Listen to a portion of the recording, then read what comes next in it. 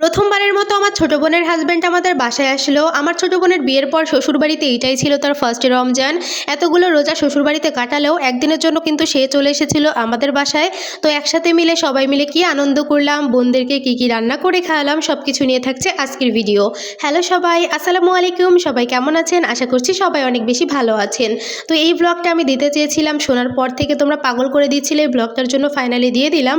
আমার আম্মু তো এখানে দুপুর থেকেই রান্নাবান্না শুরু করে দিয়েছিল। এখানে টোনা ফিশ ফ্রাই করে নিয়েছিল, ইলিশ মাছ ভাজি করে নিয়েছিল। যেহেতু আজকে অনেক রান্নাবান্না তাই আগে থেকেই শুরু করেছি। এখানে আমি বার্গারের জন্য মেয়োনিজ বানাবো, তাই গুঁড়া দুধ নিয়ে এসেছিলাম। এরপর আমার ছোটো বোনের হাজব্যান্ড চলে আসলো। আমি গত ব্লগে দেখিয়েছিলাম আমার ছোটো বোন আর ওর দেবর আগের দিনে চলে এসেছিলো, ভাইয়া পরের দিন এসেছিল। তো ওরাও এসেছে একটা কারণে, কী কারণে এসেছে সেটা তো পরে শেয়ার করবো। এখানে আমি মাংসগুলো ফ্রাই করে নিয়েছিলাম বার্গার বানানোর জন্য। এই যে আমি ইফতারটা রেডি করে নিয়েছি। আসলে ইফতারে প্রপার আমি ভিডিও করতে পারিনি, কারণ তোমরা জানো আমার একটা ছোট বাচ্চা আছে। বাচ্চাকে মেনটেন করে সব কিছু প্রপারলি ভিডিও করা হয়ে ওঠে না, এটা আমার পক্ষে একদম কঠিন হয়ে ওঠে। তাই আমি ইফতারটা একদম রেডি করে তারপরে তোমাদের সাথে ভিডিও শেয়ার করছিলাম। একদমই টাইম ছিল না, তারপর আমি একটু একটু ক্লিপ নিয়ে রেখেছি। আজকের ইফতারে আমাদের ছিল তরমুজ, আনারস, বড়ই ছিল, খেজুর ছিল, এক রকমের চপ ছিল, ছোলা ভুনা ছিল, বেগুনি ছিল, তারপর ছিল মাংসের চপ, পেঁয়াজু। জাস্ট এইটুকুই আয়োজন করতে পেরেছিলাম ওই শর্টকাট টাইমের মধ্যে। তারপর সবাই মিলে খাওয়া দাওয়া করে ইফতার করে চলে গিয়েছিল শপিং করতে। এখানে আমি ভাত খেয়ে নিচ্ছিলাম। আমি কিন্তু ইফতারেতে যেগুলো রেডি করেছি কিছুই খাইনি। আমি নিজে হাতে ইফতার রেডি করলে খেতে পারি না। আর সবাই গেছে শপিং করতে, আমাকে নেয়নি, আমার ছোটো ভাইকেও নেয়নি, যেহেতু বাবু ছোটো তাই আমি আর যেতে পারিনি। তারপর একটু পর আমি খেয়ে নিলাম এই রুটিটা। এটার নাম চেঞ্জ করেছে, তবে টেস্ট কিন্তু সেমই আছে।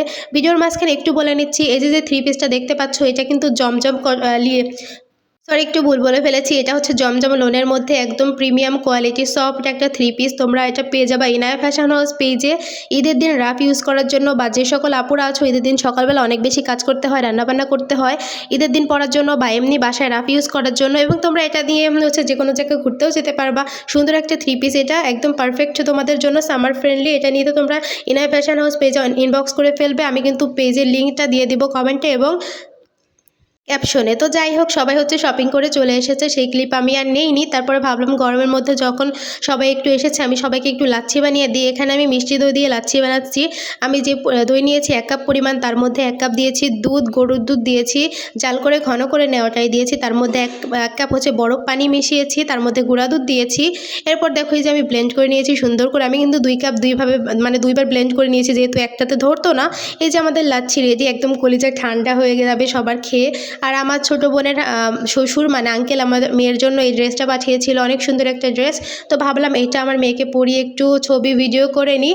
আমি আর কি নতুন ড্রেস হলেই আমার মেয়েকে পরাই, সে যেটাই হোক না কেন, সবাই তো ভালোবেসেই দেয়। তাই সবার ভালোবাসার আমি আমার মেয়েকে রাখতে চাই। তারপর একটু ফটোশ্যুট করে নিলাম। এই যে আমার বেবিটা, মাশাল্লাহ মাশাল্লাহ, সবাই কিন্তু মাশাল্লাহ বলতে একদমই ভুলবে না, সে কিন্তু একদম পুটু ছবি তোলার।